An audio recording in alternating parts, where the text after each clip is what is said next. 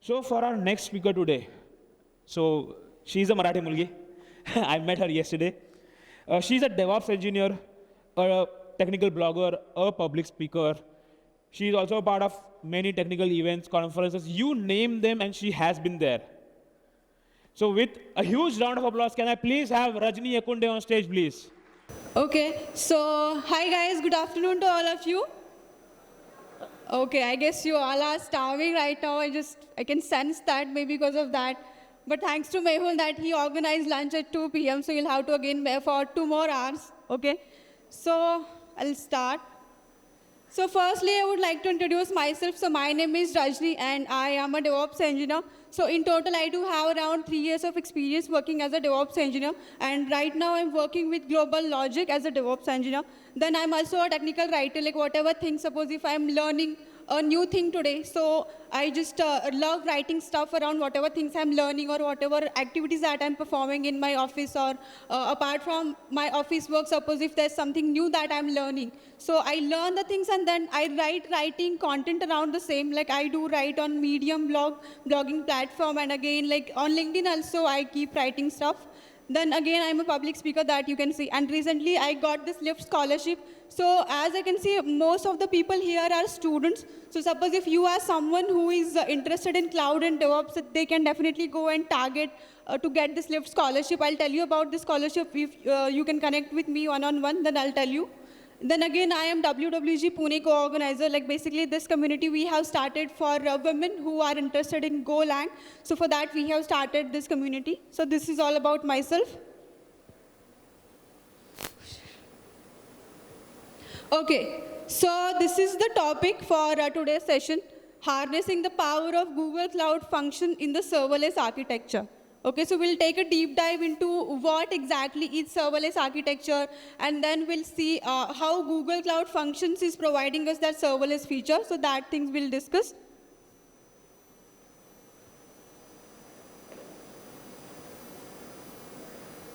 Okay, so this is the agenda. I have kept it very short and simple, and considering most of the people here are students, so I have kept my session beginner friendly, okay? So we'll be discussing about serverless architecture, like what exactly is serverless, then we have how Google Cloud Functions is providing that serverless architecture, then we have what are the various key features we have, then how exactly these Google Cloud Functions are working, and then we have some of the key features or key advantages we can say which this Google Cloud Functions are providing. So these all things we'll discuss, and once we are done with understanding all these concepts, we also have a demonstration, okay? So that demonstration also will perform. Like once I'm done with explaining these things, I'll tell you what exactly we'll be doing, and we'll do the hands-on, okay? Okay, so first thing we have is serverless architecture. So is there anyone from the students who would like to tell me what exactly is their understanding when we are saying serverless? Anyone we have? So you never heard this term anywhere? Okay, बात नहीं करते क्या गुजरात के लोग? Okay, it's fine. Okay, so serverless. So on the screen, I have mentioned a short definition, like serverless architecture allows developers to build and run the applications without managing the server infrastructure. Like when we are saying this term serverless, so we can't say that there are no servers at all. So definitely we are having servers, but still it's called serverless architecture because all the overhead that we have, that we'll have to create the servers, we'll have to maintain the servers, we'll have to again manage the servers. Then we also need to take care of all the security things. Like once you are done with provision of your infrastructure, you'll also have to do lot of things that you'll have to take care for your infrastructure, okay? So when it comes to serverless now, so I would like to tell you guys a real life example here, like that will give you a more good understanding. So definitely all of us are having kitchen at our home. So in kitchen we are having all the appliances, kitchen appliances we can say, and we are having all the ingredients so that we can make use of them and we can create the food. And again we will be having a dedicated space for the kitchen only. So we have done a lot of investment here you can say. So having a kitchen at home, you can say that we are having a on-premises infrastructure that is available for you 24/7. Whenever you want, you can go and you can cook your food. So this we can say as the on-premises infra. But suppose if you don't have that much of energy to go and prepare the food or to set up the infrastructure, so these are all things you don't want. So in this scenario, what you can do, you can just set up a cloud kitchen. Okay, so in cloud kitchen, all the things that managing the space, we can say, or like taking care of the ingredients, we can say, and the appliances thing. So these all things, there won't be any need for you to take care.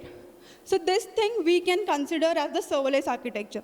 Like whatever things you need, whatever servers you need to, either we can say to build the infrastructure or to deploy your application. So these all infrastructure, these all servers will be taken care by the cloud provider, okay?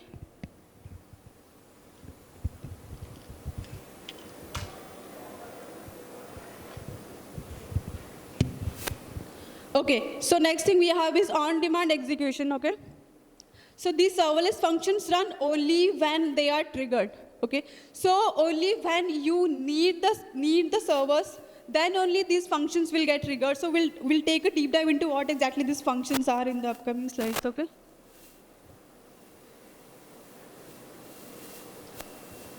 Okay, so first we'll talk about benefits. Before getting into Google Cloud Functions, we'll see what are the various benefits that serverless architecture is providing. So first thing we have is no server management, okay? So you'll have to manage the server, but not you as a developer have to manage the server, like whatever configurations that you have done with your servers. So these all things will be taken care by the cloud provider. Like management of the servers, we can say, and maintenance, we can say, or suppose if there are any kind of updations, we can say. So these all things will be taken care by the cloud provider where exactly you are planning to build and host your applications. So as a developer, there won't be any need for you to manage the server. So that is basically no server management. And then we have automatic scaling, okay? So suppose if you have deployed an application and that is live in the market, and suppose that earlier you had configured your infrastructure to handle the load of 500 people, we'll say.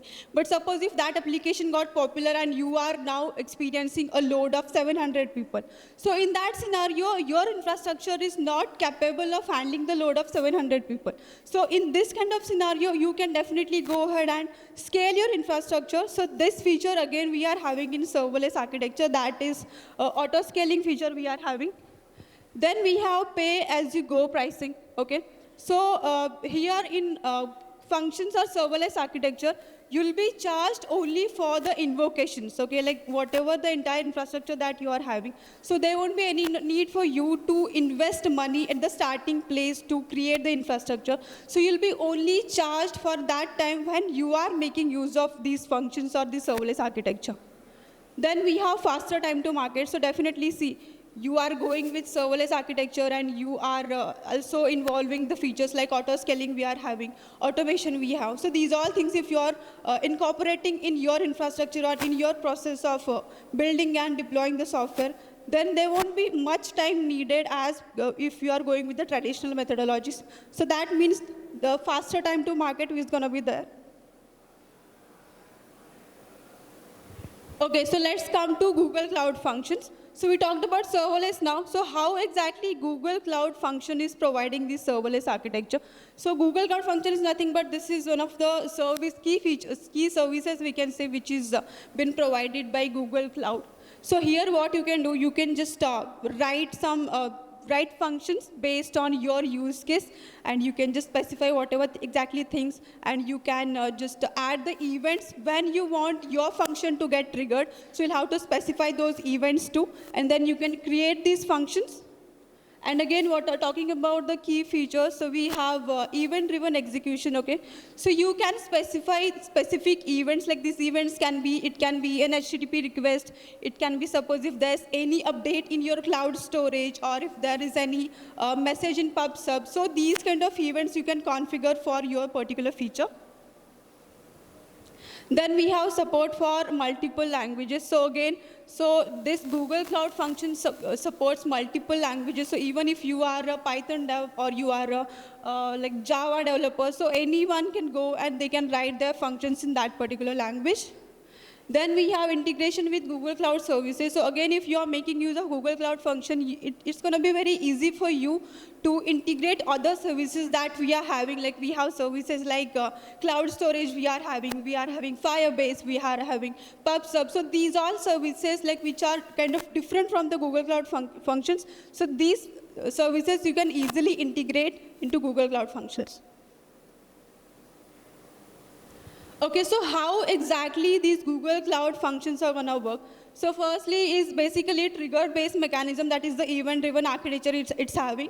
So first is HTTP request. Like suppose if you want a trigger as an HTTP request, so that you can configure. And then suppose if you want your trigger as a PubSub message, so that also you can configure.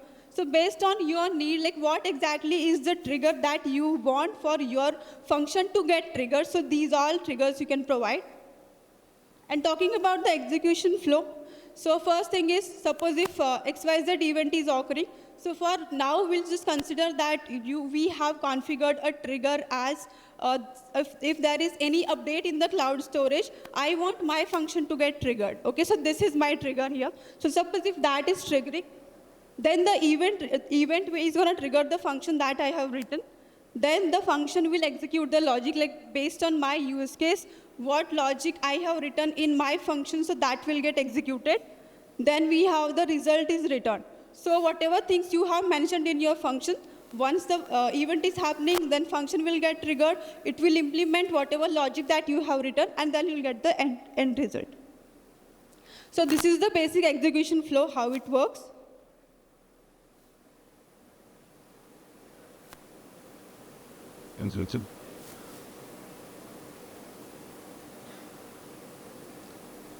Okay.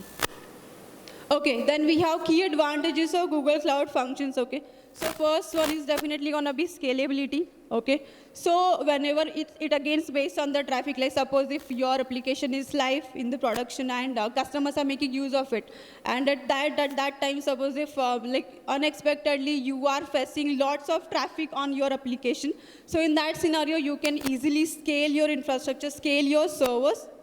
Then we have cost efficiency. So we talked about pay-as-you-go model. So this model basically specifies that you'll be only charged for the function invocations and not for the entire servers. Like suppose if there are some servers which are not in use, okay, but still servers are there. So for these servers, there won't be any need for you to pay for these servers, okay? You'll be only charged for the function invocations. Then we have simplicity. So it will again reduce lots of load from the developer side, because there won't be any need for the developer to take care of creation of the servers, we can say, management of the servers. So as a developer, there won't be any need for that guy to take care of these server configurations, and that person can mainly focus on like writing the functions, we can say, and writing the code basically. So this is basically how it involves simplicity. Then we have seamless integration. So again, we talk like whatever other services that we have in Google Cloud Functions, so you can easily integrate these all services within your Google Cloud Functions. So this is another like advantage we have. Apart from this, also some more advantages are there. Okay, so now basically we are having a demonstration. So I'll just start with my demonstration. It's a very short and simple demonstration.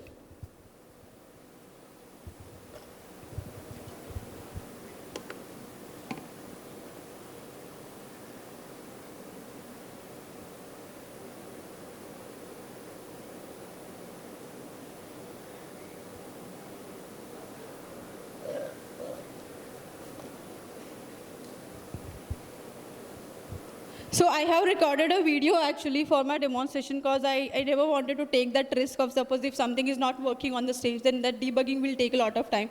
So I have recorded a video for my hands-on. So these are all the steps that we'll be performing, okay?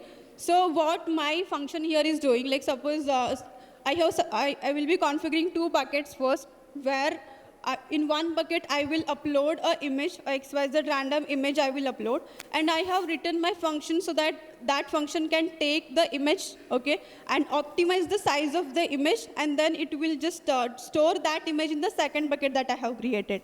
Like my function is basically created for optimization of the image size, and the event, the trigger I have used here is cloud storage.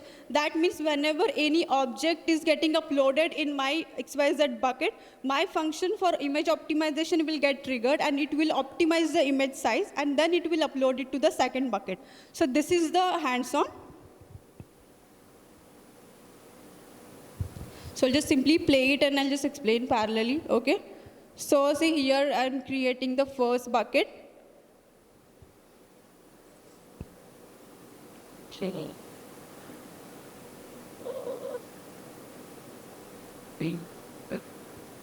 Just adding the configurations, like in which region I want my bucket to be there, and the storage class. Okay, so this is my first bucket. So basically where I will be uploading the image that I want to be optimized later on. Okay, so this is the second bucket that I'll be creating now. So in this bucket, once my image is optimized, okay, the size of the image has been reduced. So after that, that resized image will be stored in this particular bucket. So that second bucket is being created now.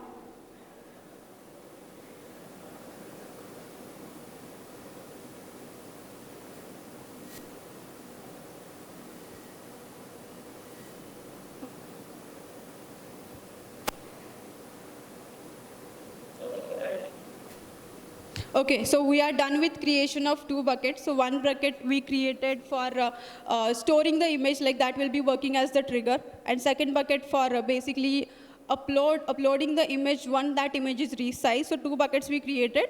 So now we'll start with creation of the function, GoogleCloud function, okay? So this is the script that I have written in Python lang. So as I told that the Google Cloud functions basically support multi-languages, so you can go and write the function in your language. So I have written this function in Python. So the logic that I have written in this function is basically to take the image and to resize the image, okay? So here basically I have specified the name of the bucket where my resized image will be uploaded. Okay, so this is the script. Then we are starting with the function creation, just name of the function.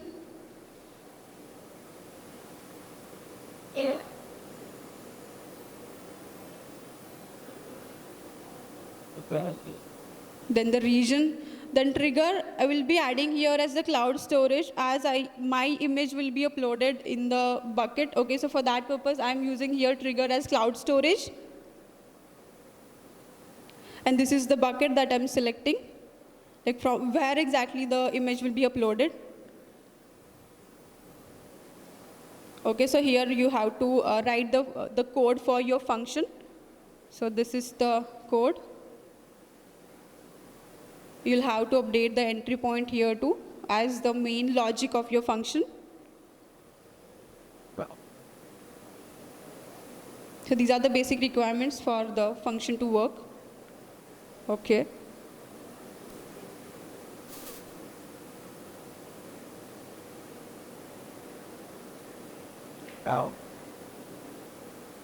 So now the function creation process is in progress. So how you can see how the build is in progress now, and it will just go through all the code that you have written, all the configurations that you have done while creation of the function. So it will take. I'll just forward it.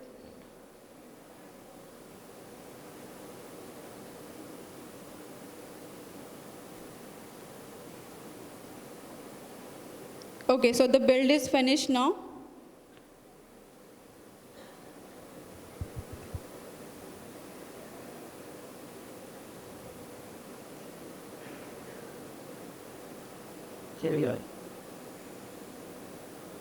Okay, so the function has been created here now.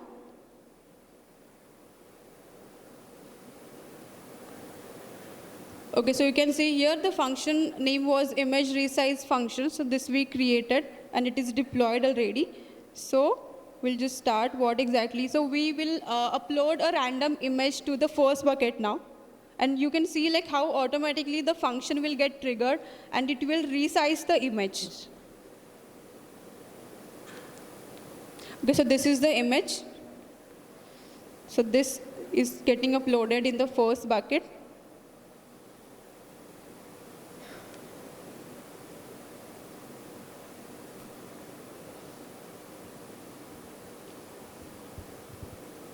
Okay, so the image is uploaded now. So now automatically the function will get triggered here now. So if you are going to the logs of the function, just take some seconds and it will just pop.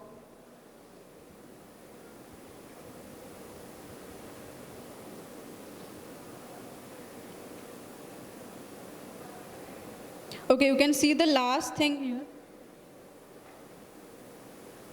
Okay, so last line, I guess that is getting covered. Okay, so you can see the last one, the last log, where you can see the image is uploaded, like that is after optimization, so that will be uploaded to the second bucket that we had created.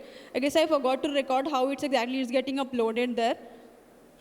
So this was the hands-on, guys, like how we created a function for image optimization, basically, like how once the image is getting uploaded in your bucket, like how that function is getting triggered and how it is it's performing the logic that we have written in the function. Okay.